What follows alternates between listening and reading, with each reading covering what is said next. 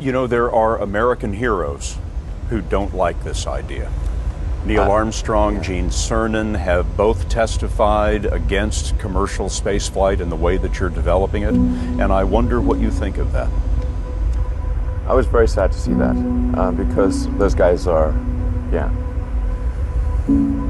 those guys are heroes of mine, so it's really tough. You know, I wish they would come and visit and see the hardware that we're doing here. And I think that would change their mind. They inspired you to do this, didn't they? Yes. And to see them casting stones in your direction. It's difficult.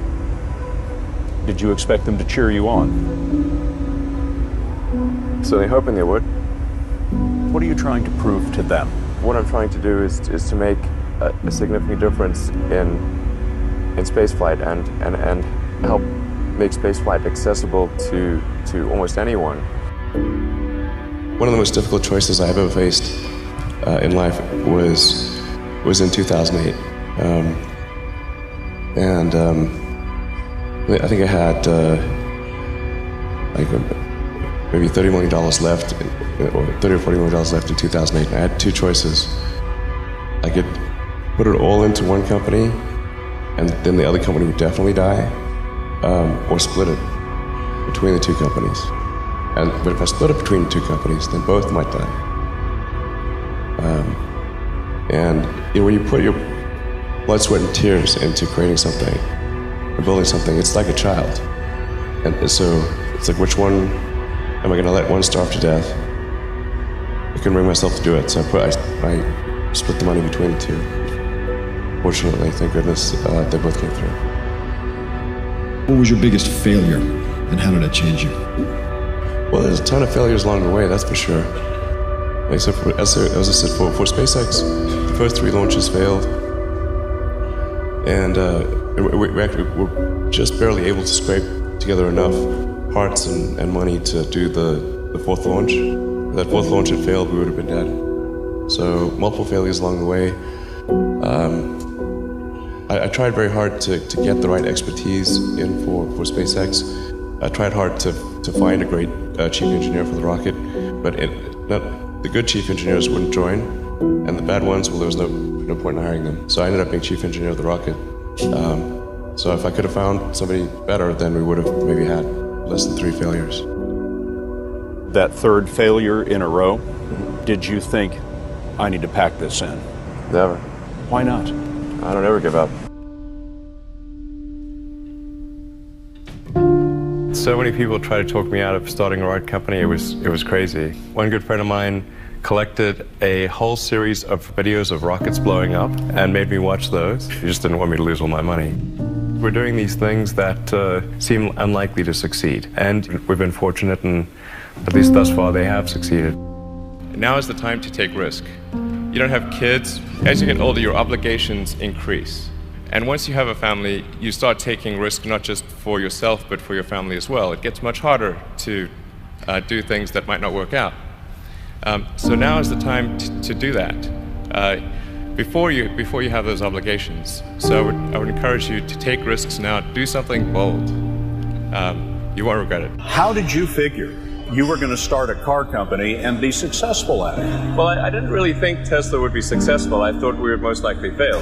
But I thought that we at least could address the false perception that people had that an electric car had to be ugly and slow and boring like a golf cart. But you say you didn't expect the company to be successful, then why try? If something's important enough, you should try, even if the probable outcome is failure.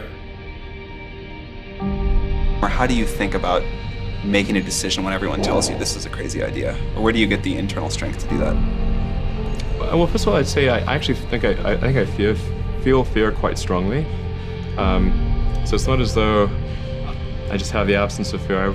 I feel it quite strongly.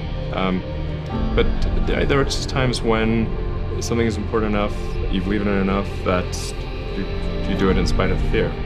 I think about what technology solution is necessary in order to achieve the particular goal, and then try to make as much progress in that direction as possible. I think being a multi-planet species and being out there among the stars is important for the long-term survival of humanity, And that's one reason. But then the part that I find personally most motivating is that it creates a sense of adventure, and it makes people excited about the future. If you consider two futures, one where we are forever confined to Earth until eventually something terrible happens, or another future where we are out there on many planets, maybe even going beyond the solar system, I think that second version is incredibly exciting and inspiring, and there need to be reasons to get up in the morning. You know, life can't just be about solving problems. Otherwise, what's the point? There's got to be things that people find inspiring and make life worth living. When my brother and I were starting our first company, instead of getting an apartment, we just rented a small office and we slept on the couch.